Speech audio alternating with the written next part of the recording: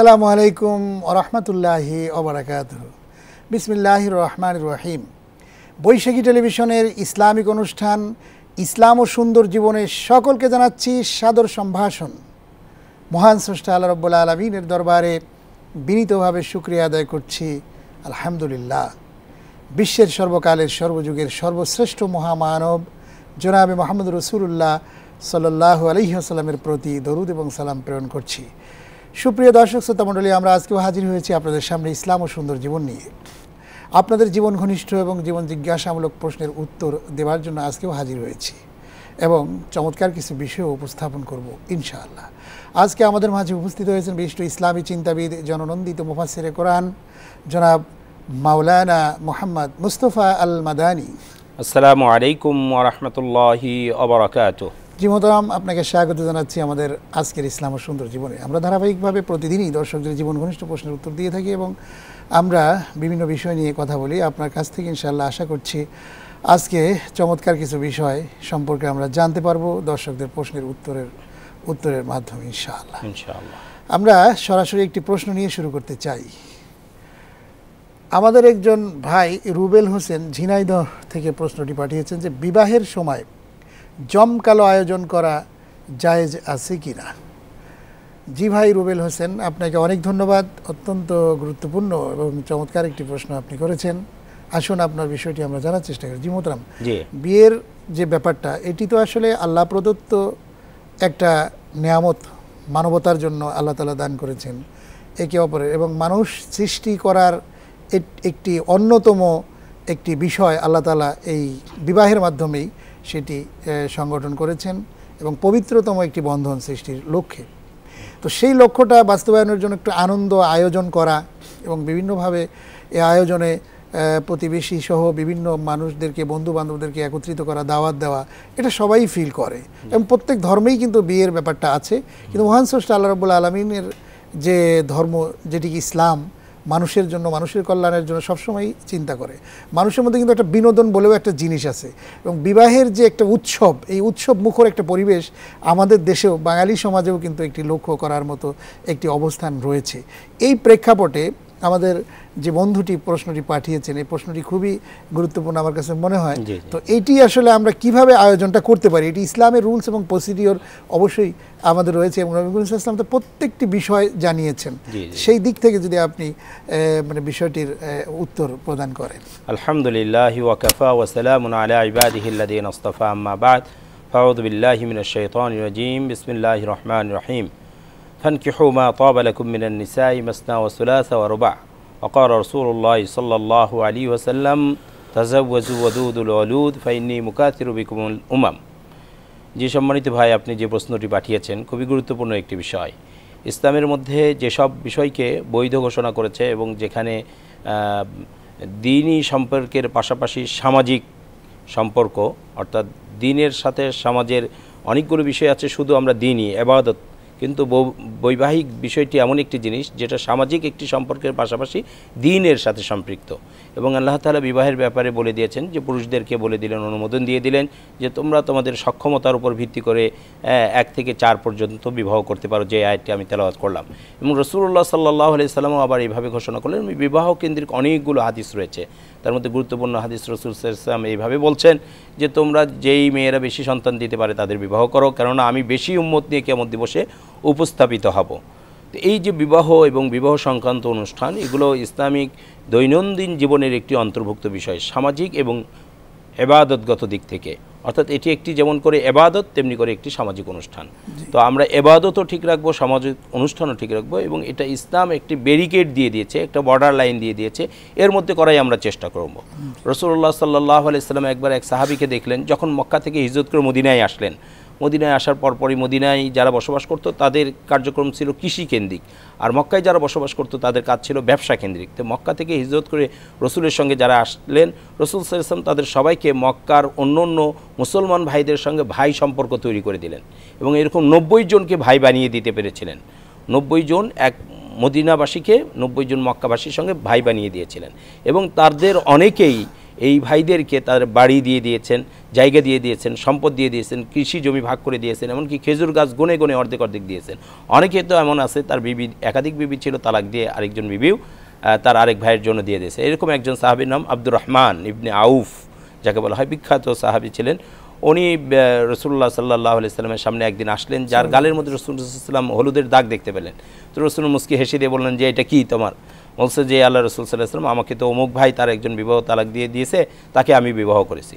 রসুল সাল্লাহ সাল্লাম তখন তাকে বললেন আউলিম ওয়ালাউ বিশাহাতিন, তুমি একটা অনুষ্ঠান করো, যদি ছোট একটা বকরি জবাই করেও হয়।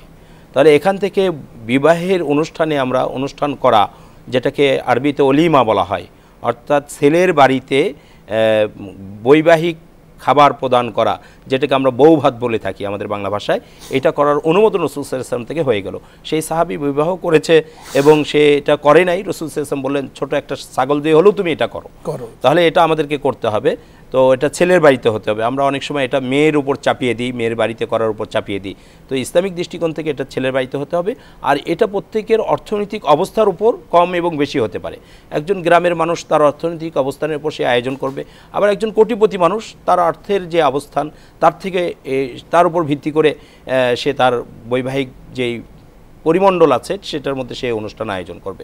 এবং বিবাহর ব্যাপারে সবচাইতে বেশি এলান করার কথা বলা হয়েছে, অর্থাৎ প্রচার করে দেওয়ার কথা বলা হয়েছে, যে যখন একটা ছেলে এবং মেয়ের মধ্যে সম্পর্ক তৈরি হয়ে গেল, এরা যে আর অন্যদের জন্য বৈধ নয়, অর্থাৎ আর এদের মধ্যে বৈধ সম্পর্ক তৈরি হলো, এটা যেন সবাই জানে।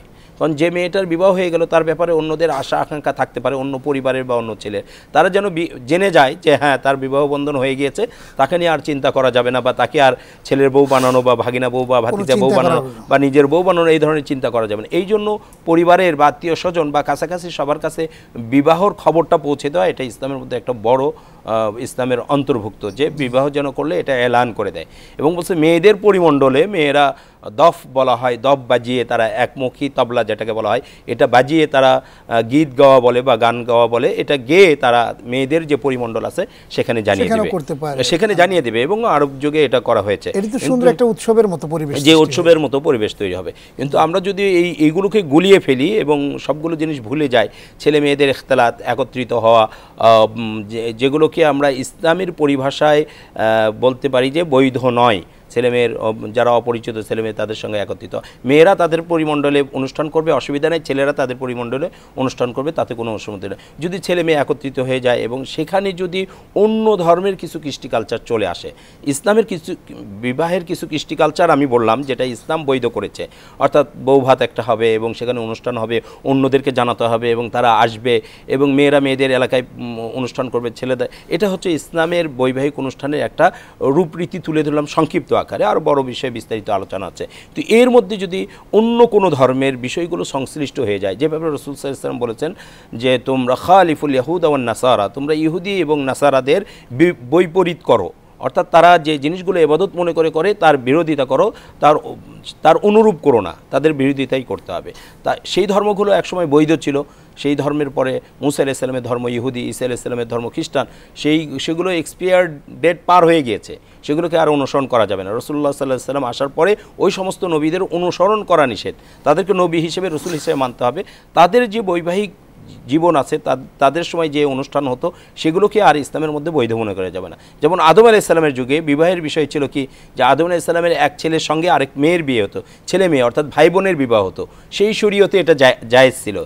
এবং সেখানেও একটু ভিন্নতা ছিল, যে রসুল আদম আলাইহিস সালামের সন্তান হচ্ছে যে প্রত্যেকবার জন্মগ্রহণ করতো যমজ সন্তান, একটা ছেলে এবং একটা মেয়ে, আর পরের বারে আবার যমজ সন্তান একটা ছেলে এবং একটা মেয়ে। তাদের বিবাহ দেওয়ার ব্যাপারে ছিল যে আগের পক্ষের ছেলের সঙ্গে পরের পক্ষের মেয়ে এবং আগের পক্ষের মেয়ের সঙ্গে পরের পক্ষের ছেলের বিবাহ দিতে হবে, এটা ওই শরীয়তের নিয়ম ছিল। কিন্তু এখন শরীয়তে মুহাম্মাদিতে এসে ভাই বোনের বিবাহকে নিষিদ্ধ করা হয়েছে, ভাই বোন বিবাহ বন্ধনে আবদ্ধ হতে পারবে না। সেটা হচ্ছে হাজার হাজার বছর পূর্বের কথা, এবং সেই সময় তো মানুষ সৃষ্টি কেবল হচ্ছে মানুষের মধ্যে, যেহেতু মানুষের সৃষ্টিগতভাবেই একটা সমস্যা ছিল, সংখ্যাগতভাবেই, সেই কারণে সেই সমস্ত দিক থেকে আমার মূল বিষয়টা ছিল যে ওই সমস্ত শরীয়তে বৈবাহর বৈবাহের যে অনুষ্ঠান আছে সেখানে এমন কিছু বিষয় হয়তো জায়েজ ছিল, ওই সময় ইসলামে অনুমোদন ছিল, সেই সময়ের ধর্মের আলোকে অনুসরণ ছিল, সেটাও কিন্তু এই যুগে অনুসরণযোগ্য হবে না।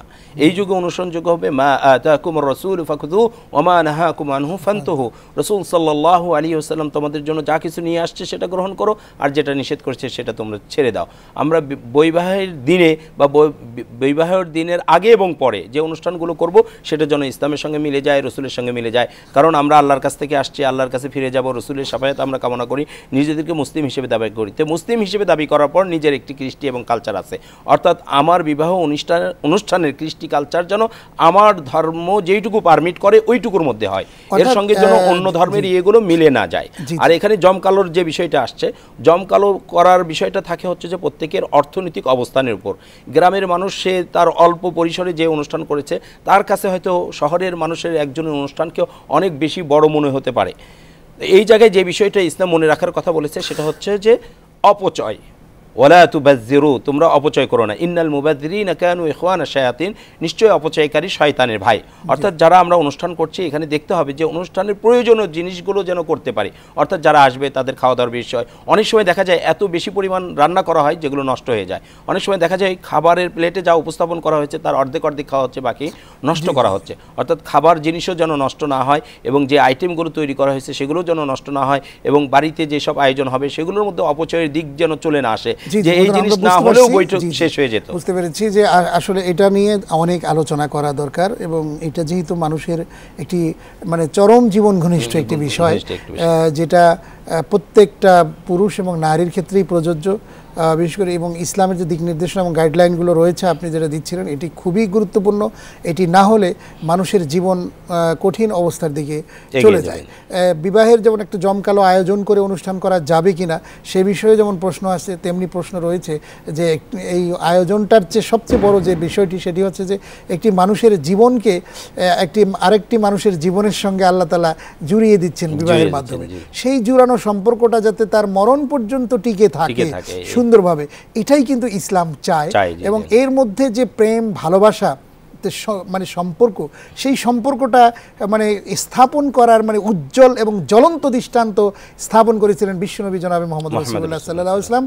পৃথিবীর ইতিহাসে আর কেউ নেই যে দাম্পত্য সম্পর্ক সুখময়, মধুময়, শান্তিময় কিভাবে করতে হয় এর অন্য কোনো দৃষ্টান্ত পৃথিবীতে আর দেয়নি। তো সেই জিনিসগুলো রসুল থেকে কিন্তু আমাদেরকে জানতে হবে, সেটি কিন্তু জানি না, যার কারণেই কিন্তু আজকে দাম্পত্য কলহ, আজকে পারিবারিক অশান্তি, সামাজিক একটা বেধিতে রূপ ধারণ করেছে। সেই জায়গা থেকে আমাদেরকে উঠে আসতে হবে, সেই জিনিসগুলো আমাদেরকে কিন্তু জানতে হবে। এই জন্যই কিন্তু ইসলামের সুন্দর জীবন অনুষ্ঠান। এই যে একটি বিবাহের সম্পর্কের মাধ্যমে মানুষের দাম্পত্য সম্পর্ক সৃষ্টি হলো, সৃষ্টি হওয়ার পর এই সম্পর্কে আবার এই সৃষ্টি হওয়ার সময় কিন্তু অনেক ধরনের, আপনি যেমন বলেছেন যে একটা বর্ডার কিন্তু আমরা ক্রস করে ফেলি, আমরা আয়োজনের নামে আমরা বিভিন্ন রকমের অপচয় করে ফেলি, এগুলি তো রয়েছেই।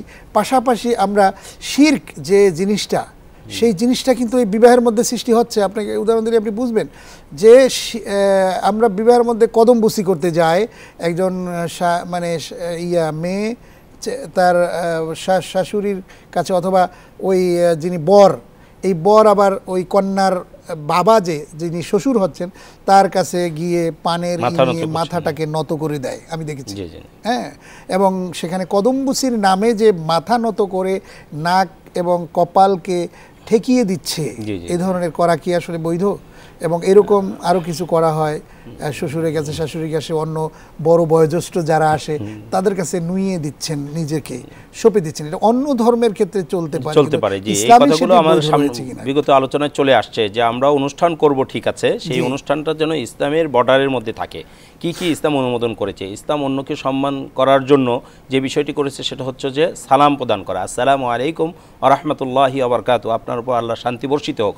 অর্থাৎ বর এবং কনে তার নতুন পরিচিত আত্মীয় স্বজনকে সালাম দিবে এবং এরপরে মুসাফা করবে, ইয়াগফিরুল্লাহু লানা ওয়া লাকুম, একজন আরেকজনের হাত মিলাবে, এবং সর্বোচ্চ পর্যায়ে হচ্ছে বুক মিলানো পর্যন্ত মুআনাকা করা বলে। তো ইসলামের মধ্যে এই বিষয়গুলোকে বৈধ করে দেওয়া হয়েছে, সালাম দেওয়া, মুসাফা করা, মুআনাকা করা, এই কাজগুলো করবে, এটা সুন্নতের অন্তর্ভুক্ত।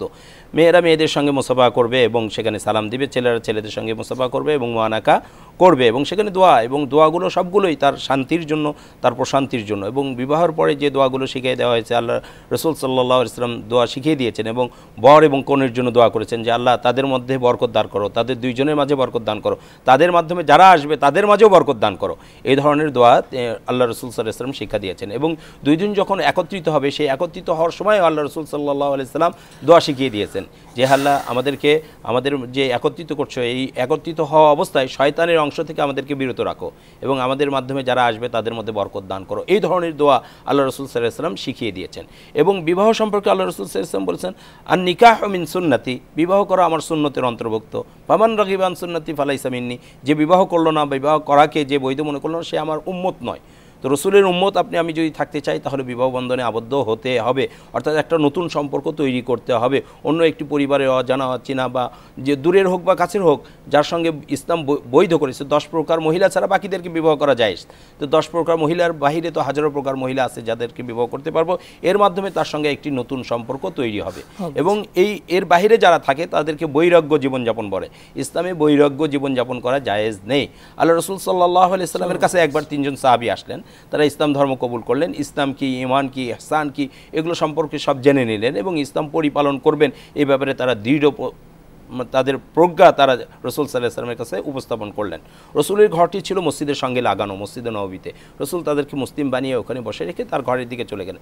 যখন ঘরে গেলেন দেখলেন এদের 3 জন পারস্পরিকভাবে আলোচনা করছে। তারা ইসলাম এত সুন্দর একটি জিনিস পেয়ে খুব বেশি আবেগ আপ্লাপুত হয়ে গিয়েছে। একজন বলছে যে এত সুন্দর একটি জিনিস পাইলাম, আমি এটা আমার সারা জীবন পালন করব, আমি নামাজ পড়বো সারা রাত ব্যাপী, রাতে ঘুমাবোই না, সারা রাত আমি নামাজ পড়বো। আরেকজন বলছে আমি সারা জীবন রোজা রাখবো, এখন আর দিনের বেলা কোনো পানাহার আমার নাই। আরেকজন বলতেছে কি যে আমি বিবাহই করব না, বিয়ে করলে বিয়ে সন্তানাদি হবে, সংসার হবে, কত কি হবে, ইসলামের কাজ তো করতেই পারবো না। রাসূল সাল্লাল্লাহু আলাইহি ওয়াসাল্লাম তাদের জীবনের তাদের 3 জনের কথা শুনে ঘর থেকে আবার বের হয়ে আসলেন এবং এসে বললেন তোমরা কি এই কথা বলেছো? হ্যাঁ আল্লাহ রসুল, ইসলামকে সঠিকভাবে পালন করার জন্য আমি এগুলো বলেছি। রাসূল সাল্লাল্লাহু আলাইহি ওয়াসাল্লাম বললেন যে দেখো আমি নবী, আমি তোমাদের চেয়ে শরীয়ত বেশি জানি আর বেশি পালন করি। তো আমি বিবাহ করেছি, আমি বাজার হাট করি এবং আমি রোজা রাখি এবং রোজা ছেড়ে দিই এবং রাতের কিছু অংশ আমি নামাজ পড়ি এবং কিছু অংশ আরাম করি। অর্থাৎ সারা রাত ব্যাপী নামাজ পড়তে হবে, এটা ইসলাম বৈধ করেনি। কুমিল লাইলা ইল্লা কালিলা, আল্লাহ তাআলা বলছেন রাতের কিছু অংশ জেগে নামাজ পড়ো, যেটা তাহাজ্জুদ নামাজ আদায় করা বলা হয়েছে।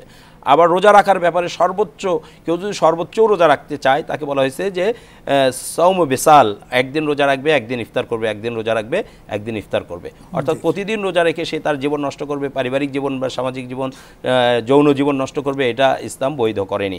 আবার বিবাহ করার বাহিরে থাকবে, সেটাও কিন্তু ইসলাম বৈধ করেনি। অর্থাৎ রাসূল সাল্লাল্লাহু আলাইহি ওয়াসাল্লাম বিবাহ করেছেন, তার উম্মতরাও বিবাহ করবে এবং বিবাহ বন্ধনের মাধ্যমে পবিত্র একটি সম্পর্ক তাদের তৈরি হবে এবং সেখানে সেই সম্পর্কটা কত মধুর হবে।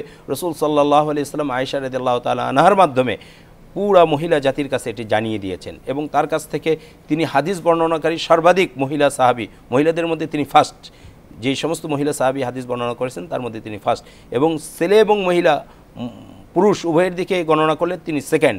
আবু হুরায়রা রাদিয়াল্লাহু তাআলার পরেই আয়েশা রাদিয়াল্লাহু তাআলা আনহা সবচেয়ে বেশি হাদিস বর্ণনা করেছেন। অর্থাৎ রাসূলুল্লাহ সাল্লাল্লাহু আলাইহি ওয়াসাল্লামের পারিবারিক জীবন নিয়ে সমস্ত হাদিসগুলো আয়েশা রাদিয়াল্লাহু তাআলাই বর্ণনা করেছেন এবং রসুলের মৃত্যুর পরে সাহাবাগণ, তাবিঈগণ রসুল সাল্লাল্লাহু আলাইহি ওয়াসাল্লামের কাছে এই বিষয়গুলো কিন্তু সাহাবীদের মাধ্যমেই পেয়েছেন। অর্থাৎ রসুলের মৃত্যুর পর তাবিঈগণ রসুলের কাছে, রসুলের সাহাবীদের কাছে আসছেন এবং যা কিছু তাদের ইসলামিক পারিবারিক জীবন সম্পর্কে জানার প্রয়োজন ছিল তারা জেনেছেন। আমরাও যারা সুন্দর জীবন অনুষ্ঠান দেখছি তাদের জন্য ইসলামিক পারিবারিক জীবন নামে একটি বইয়ের কথা আমরা বলছি। এই বইটা যদি আপনারা পড়ে নেন, আহকামে জিন্দেগি নামে একটি বই আছে, যে এই 2টি বই আপনারা যদি পড়েন এবং রিয়াদুস সালেহিনের মধ্যেও ইসলামিক পারিবারিক জীবন, বৈবাহিক জীবন, এই বিষয়গুলো খুব সুন্দর করে নিয়ে আসছে, যেগুলো যদি আপনারা একবার পড়ে নেন তাহলে বিবাহের অনুষ্ঠানের মধ্যে কি কি বৈধ আর কি অবৈধ, কতটুকু আমাদের লিমিট আছে, কতটুকু গেলে আমরা লিমিট ক্রস করে ফেলবো, বর্ডারের মধ্যে আমরা কিভাবে থাকতে পারবো, সেটা কিন্তু ওখান থেকে আমরা জেনে যেতে পারবো। আমরা মোটা দাগে কিছু কথা বলে দিলাম যে অনুষ্ঠান করা যাবে, কিন্তু সেখানে আমরা যেন অপচয় না করি, আমরা বেহায়াপনা বেলাল্লাপনা যেন না হয়ে যায়, এই জিনিসটার দিকে আমরা খেয়াল রাখবো আর কি। এবং মেয়েদের অঙ্গনে মেয়েরা প্রোগ্রাম করবে, ছেলেদের অঙ্গনে ছেলেরা প্রোগ্রাম করবে এবং প্রত্যেকের অর্থনৈতিক অবস্থানের উপর এই প্রোগ্রামটি হবে। এটি একটি যাতে করে ইবাদতও হয়ে যায়, বিবাহটা যেন একটি ইবাদত, যার কারণে আমরা আল্লাহর কাছে উত্তম প্রতিদান কিয়ামত দিবসে পেয়ে যাই। আর সামাজিক হওয়ার কারণে সামাজিক যে ইয়েটা রয়েছে উপকারিতা, সেটা হচ্ছে বৈবাহের এই সম্পর্ক ছেলে পক্ষের সকল আত্মীয় যেন জেনে যায় এবং মেয়ে পক্ষের সকল আত্মীয়, এর পাশাপাশি যারা আত্মীয় না কিন্তু একই সমাজে বসবাস করে তারাও যেন জানে যে একটি বিবাহ সম্পাদিত হয়েছে, অমুক ছেলে এবং অমুক মেয়ে এখন বুক হয়ে গেছে, তাদের ব্যাপারে আর কোনো চিন্তা করা যাবে না। এবং তাদের বিবাহ এই অনুষ্ঠান যদি না জানানো হয়, পরে যদি এই ছেলে মেয়ে প্রকাশ্য চলাফেরা করে, মানুষ জানে না যে তাদের মধ্যে বিবাহ বন্ধন তৈরি হয়েছে, তখন কিন্তু তাদের নিয়ে কুধারণা করবে এবং এটাও একটা গুনার কাজ, কুধারণা করাটাও গুনার কাজ। তাহলে যে যখন জানিয়ে দিবে অনুষ্ঠানের মাধ্যমে, তখন সবাই জেনে গেল, কুধারণাও পোষণ করবে না এবং তাদের সম্পর্কে তারা দোয়া করবে, প্রয়োজনে যখন নতুন দুলা এবং দুলহিন দেখবে দোয়া করবে। আর এই অনুষ্ঠান করতে গিয়ে আমরা যে বিষয়গুলো করে ফেলি, আমরা যেটা বললাম কদমবসি থেকে শুরু করে এমন কিছু বিষয় আছে যেটা হিন্দুদের সাথে, ইহুদিদের সাথে এবং খ্রিস্টানদের সাথে মিলে যায়, আমরা ওই মিলে যাওয়া অংশগুলোকে ছেড়ে দেব। এখানে যেই কাজগুলো আমরা করতে চাচ্ছি, যেমন কদমবসির বিপরীতে ইসলামে কি আছে? সালাম আছে, মুসাফা আছে, মোয়ানাকা আছে। ইসলামে যদি না থাকতো, এটা কি আসলে করাটা যাবে কিনা, এটা অনেকে কদমবসিটাকে ইসলামের কোনো ইবাদতের অংশ না, বলছে সম্মান প্রদর্শনের জন্য একান্তই কেউ করতে চাইলে মানে নিচের দিকে হাত নিয়ে যাবে, কিন্তু তার চোখ, নাক আর কপাল উপরের দিকে থাকবে। অর্থাৎ যাকে কদমবসি করা হচ্ছে তার চোখের দিকে চোখ এবং উপরের দিকে মাথা থাকবে, হাতটা নিচের দিকে হয়তো পায়ে ছোঁয়ার চেষ্টা করবে। কিন্তু যদি কপাল, চোখ, নাক নিচের দিকে করে, এটা সেজদার অন্তর্ভুক্ত হয়ে যায়, এটা অন্য ধর্মের একটি ইবাদতের অন্তর্ভুক্ত, এই জন্য এটা আমরা ছেড়ে দেব। কালচারের অন্তর্ভুক্ত হয়ে গেছে যে কেউ যদি আপনার এটা বিবাহ শাদীর মধ্যে আবদ্ধ হয়ে যায়, তো স্বামী মানে ইয়ার সাথে একই এই ধরনের একে অপরের সাথে সম্পর্কের জন্য এই কদমবসি করা হয়। তো আপনি যেটা বলেছেন সেটা যদি করা হয় তাহলে সেটা উত্তম। জি জি, অনেক জায়গা থেকে এখন উঠে গেছে কদমবসির রওয়াজ, আগের তুলনায় অনেকটা কমে গেছে। টিভিতে আমরা আলোচনা করার কারণে এবং বিভিন্ন টিভিতে এই বিষয়ে অনেক আলোচনা হয়েছে এবং আমরা প্রশ্নের উত্তর পেয়ে গেছি আলহামদুলিল্লাহ। আমরা এই পুরো পর্বটি আমরা আলোচনা করতে চাই বৈবাহিক সম্পর্কের সুন্দর আরও কিভাবে করা যায় সে বিষয়টি নিয়ে। জি, আমরা চলে যাচ্ছি। জি মোহতারাম, সর্বশেষ পর্যায়ে একটি বিষয় উত্থাপন করা যায় যে আসলে আমরা এই যে বিবাহ শাদীর এই বিষয়গুলো কিন্তু এখন হচ্ছে, মোটামুটি অনেকেই চেষ্টা করছে ইসলামী শরিয়ার মধ্য থেকে পালন করতে, কিন্তু তার মাঝামাঝি কিছু বিষয় এখন সৃষ্টি হচ্ছে, সামাজিকভাবে একটি ব্যাধিতে রূপ ধারণ করেছে। ছেলে মেয়েরা সরাসরি এই যে কথা বলে, আগে তো আসলে বাবা মা তাদের পছন্দের আলোকে কিন্তু বিয়ে শাদীগুলো হতো এবং অন্যান্য কিছু মুরব্বীরাও তারা যেতেন, খুব সেরকমভাবে বিয়েটা হতো। কিন্তু এখন এই জিনিসটি আছে অনেকাংশে, কিন্তু বেশিরভাগ যে অবস্থায় সৃষ্টি হচ্ছে মোবাইল এবং স্মার্টফোন আসার কারণে মেয়ে ছেলে মানে একটি গোপন প্রেমের মধ্যে আবদ্ধ হয়ে যাচ্ছে এবং দীর্ঘদিন সেই প্রেম চলতে থাকে, চলতে চলতে তারপরে বিয়ের যে আসল রূপটা, সেই জিনিসটি আগেই তারা শেষ করে ফেলে এবং এরপরে তারা এখন শেষ পর্যায়ে গিয়ে বিয়ে হয় এবং এই বিয়ে আবার বেশি দিন টেকে না, অল্প সময়ের মধ্যে ডিভোর্সের রূপ নিয়ে সংসারটা ভেঙে যায়, ধ্বংস হয়ে যায়। এই যে একটা অবস্থা পত্রপত্রিকা খুললেই কিন্তু প্রতিনিয়ত আমাদের এটি চোখে আসছে। এই জায়গা থেকে আমাদের উঠে আসার উপায়টা কি, এটা যদি একটু বলতেন। হ্যাঁ, সম্মানিত উপস্থাপক, আপনি খুবই গুরুত্বপূর্ণ এবং সেন্সিটিভ বিষয়টা নিয়ে আসছেন। আমাদের সমাজটা এমন একটি জায়গায় এসে পৌঁছে গিয়েছে যে এখন সামাজিক বিবাহর চাইতে সেটেল ম্যারেজ অনেকে বলছে আর লাভ ম্যারেজ অনেকে বলছে, অর্থাৎ সেটেল ম্যারেজের চেয়ে লাভ ম্যারেজের সংখ্যাটা বেশি বেড়ে গিয়েছে এবং লাভ ম্যারেজ বেড়ে যাওয়ার কারণে ডিভোর্সও বেশি বেড়ে গিয়েছে। অর্থাৎ যখনই আমরা ইসলামের কোনো নিয়মকে অ্যাভয়েড করব, তখনই কিন্তু সেখানে একটা বিপর্যয় ঘটবে। তো সেটেল ম্যারেজটা হচ্ছে ইসলামের অন্তর্ভুক্ত, এটাতে আমরা থাকলে ডিভোর্স কমে যাবে। আর যখন সেটেল ম্যারেজের বাইরে লাভ ম্যারেজে চলে আসছি, তখন ডিভোর্সটা বেড়ে গেছে, অর্থাৎ সামাজিক ব্যাধিটা বেড়ে গিয়েছে। তো এই ব্যাধি তো আমরা কেউ চাই না। আর আপনার আমার সৃষ্টিকর্তা আল্লাহ তাআলা কোন জায়গায় আমরা থাকলে, কোন নিয়মের মধ্যে থাকলে ব্যাধির বাইরে থাকতে পারবো, সেই নিয়মই তিনি তৈরি করে দিয়েছেন। তো আমরা অনেক সময় মনে করি আল্লাহর দেওয়া আইনগুলো মানুষের জন্য হয়তো একটু কঠিন বা বোর ফিল করে। আসলে না, বোর ফিল করার কোনো বিষয় না বা কোনো কঠিন নয়, বরং সহজ, সুন্দর, সাবলীল এবং সুখের বিষয়গুলো এখানে আছে। প্রথম যুগে হয়তো খুব ভালো লাগে একজন অপরিচিত ছেলের সঙ্গে কথা বলতে, তার সাথে সম্পর্ক রাখতে, তার সাথে দেখা করতে, এবং এখন তো অনেক হয়েছে যে বিবাহ পূর্বে শারীরিক সম্পর্ক স্থাপন, এটাও অনেক জায়গায় একটা বৈধর পর্যায়ে চলে আসছে যে এটা আগে টেস্ট করে নিতে হবে বা এটা এই জাতীয় হবে, এগুলো অনেক জায়গায় এখন একটা রেওয়াজে পরিণত হয়ে গিয়েছে। তো অনেক সময় তাদের কুমারিত্ব নষ্ট হয়ে যাচ্ছে এবং দেখা যাচ্ছে যে বিবাহর পরে যে জিনিসটা হলে তাদের সামাজিক জীবনটা প্রেমময় হয়ে যেত এবং ভ্রাতৃত্বের বন্ধন এবং সামাজিক বন্ধন, পবিত্র বন্ধন বেড়ে যেত, সেটা কিন্তু আগে শয়তান নষ্ট করে দিচ্ছে। শয়তান যে জিনিসটা নষ্ট করে দেবে সেটার মধ্যে পছন্দ হয়ে যাবে, পচনশীল জিনিস কেউ ভালো ভালোবাসে না। তো এই জন্য আমরাও পচনশীল জিনিসের দিকে না গিয়ে আমরা যদি সেটেল ম্যারেজের দিকেই চলে আসি, সেটা আমাদের জন্য খুব ভালো হবে। আল্লাহর নিয়মের মধ্যে থাকলেই, সেটেল ম্যারেজের মধ্যে আমরা থাকলে ডিভোর্স কমে যাবে এবং সামাজিক এই বেদিগুলো কমে যাবে, আমরা এখান থেকে পরিত্রাণ পেতে পারবো ইনশাআল্লাহ। জি, অনেক ধন্যবাদ। অত্যন্ত গুরুত্বপূর্ণ বিষয় আজকে আমরা আলোকপাত করলাম, যে এটি আমাদের প্রতিনিয়ত ঘটছে, যেটি সমাজের মধ্যে অশান্তি সৃষ্টি করতে পারে, ডিভোর্সের মতো একটি বিষয়। এটি অনেকাংশে বৈধ দেয়া যেতে পারে, কিন্তু এটি হচ্ছে ইসলামের জঘন্যতম একটি হালাল একটা জিনিস, যেটার কোনো কুল কিনারা যখন আর পাওয়া যায় না তখন এটা বৈধ। আপনি যথার্থই বলেছেন। আপনাকে বৈশাখী টিভির ইসলাম ও সুন্দর জীবন থেকে অনেক ধন্যবাদ জানাচ্ছি। আপনাকে এবং বৈশাখী টিভির সকল কলাকৌশলীকেও ধন্যবাদ। আজ শেষ করব, তবে শেষ করার আগে জানিয়ে দিচ্ছি, ইসলামের মৌলিক বিষয় যে কোনো প্রশ্ন পাঠাতে আপনার মোবাইলের মেসেজ অপশনে গিয়ে টাইপ করুন BSK স্পেস আপনার নাম স্পেস আপনার ঠিকানা স্পেস আপনার প্রশ্ন, পাঠিয়ে দিন 6969 নম্বরে। আমাদের কাছে ইমেইলে প্রশ্ন পাঠাতে পারেন isj@বৈশাখী.tv এই অ্যাড্রেসে। এছাড়াও facebook.com/ইসলাম ও সুন্দর জীবন ফেসবুক পেজেও আপনার গুরুত্বপূর্ণ মতামত প্রশ্ন আমাদেরকে পাঠাতে পারেন। হ্যাঁ প্রিয় দর্শক শ্রোতা মণ্ডলী, আজকের যে আলোচনা হলো, এই আলোচনার যে জিস্ট বিষয়টি সেটি হচ্ছে যে আমাদেরকে ধৈর্য ধারণ করতে হবে। বিয়ে শাদীর একটি চূড়ান্ত রূপ হচ্ছে প্রেম ভালোবাসা।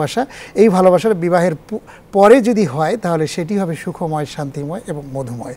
সেজন্যই আসল জিনিসটি পাওয়ার জন্যই ইসলামের যে রূপরেখা, সেই রূপরেখায় আমরা থাকার চেষ্টা করি, তাহলে আমাদের জীবন সুন্দর হবে।